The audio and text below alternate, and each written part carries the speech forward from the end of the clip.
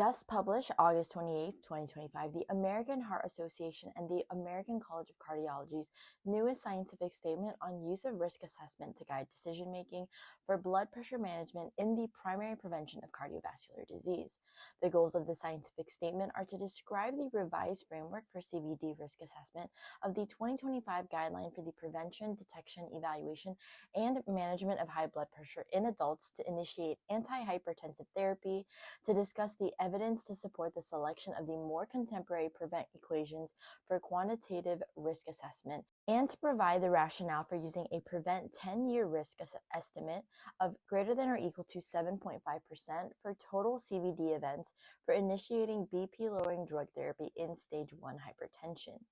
In today's video, we'll just be going over Figure 1, which is the comprehensive risk-based framework according to hypertension stage and risk assessment for the initiation of antihypertensive therapy according to the 2025 high blood pressure guideline with the use of the PREVENT CVD equation. For the full scientific statement, make sure to check it out on guidelinecentral.com. Let's get started.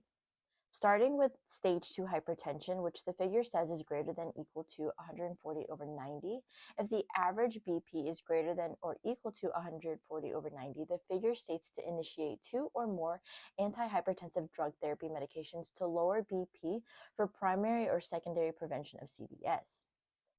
Next are the indications for initiation of antihypertension drug therapy for stage 1 hypertension, which the figure says is 130/139 or 80/89.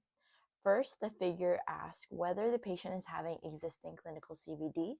If yes, initiate antihypertensive drug therapy medications to lower BP for secondary prevention of CVD. If not, the next question asks, is the patient at increased short-term risk of CVS due to comorbidities of diabetes or CKD?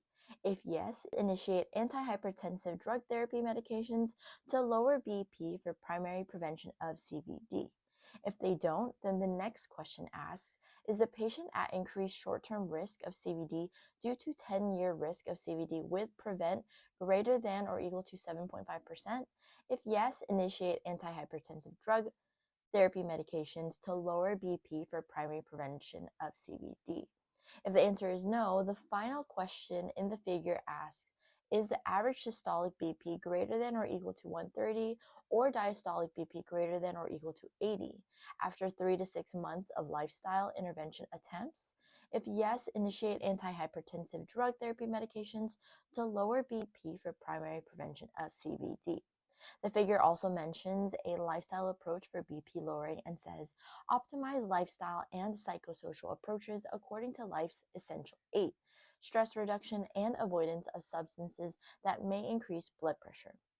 And there you have it. Make sure to check out the full scientific statement from the American Heart Association and the American College of Cardiology and other related clinical decision support tools at guidelinecentral.com.